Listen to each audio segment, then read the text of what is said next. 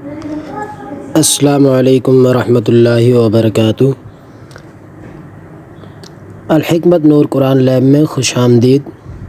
یہ صرف ایک ادارہ نہیں بلکہ ایک پیغام ہے، قرآن کی روشنی کو ہر دل تک پہنچانے کا عزم۔ آج کی ویڈیو ایک سوال ہے آپ کے ایمان سے۔ قربانی صرف جانور ذبح کرنے کا نام نہیں، یہ ایک روحانی سبق ہے، یہ عظیم یاد دہانی ہے۔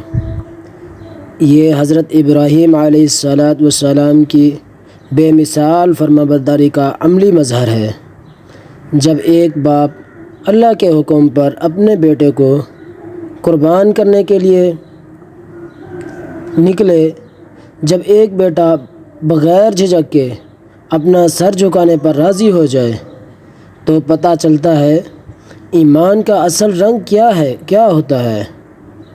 قربانی صرف گوشت اور خون کا نام نہیں بلکہ یہ تو تقویٰ کا پیغام ہے۔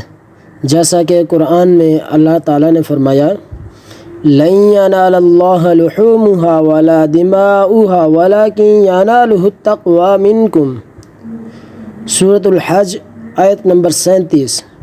یعنی اللہ کو نہ ان کے گوشت پہنچتے ہیں نہ خون، بلکہ تمہارا تقویٰ، تمہارا اخلاص، تمہاری نیت اللہ تک پہنچتی ہے۔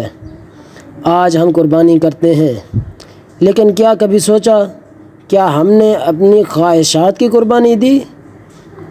کیا ہم نے اپنے وقت، اپنے مال، اپنی انا کو اللہ کے لیے قربان کیا؟ قربانی کا اصل مطلب یہ ہے کہ اللہ کی رضا کے لیے ہر عزیز چیز کو چھوڑنے کا حوصلہ پیدا ہو جائے۔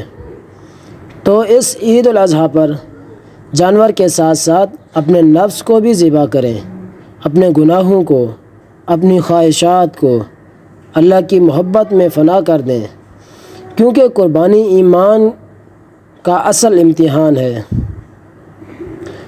اگر آپ بھی چاہتے ہیں کہ قرآن کی روشنی آپ کے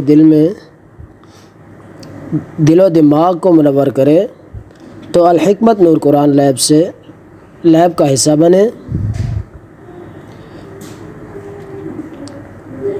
ہماری ویب سائٹ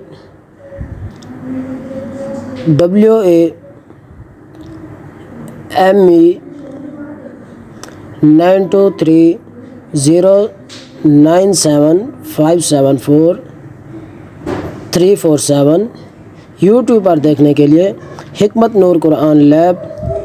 ہماری ویڈیوز کو دوسروں تک پہنچائیں، یہی ہے آج کی سب سے بڑی قربانی، علم کی قربانی، وقت کی قربانی اللہ کے لیے۔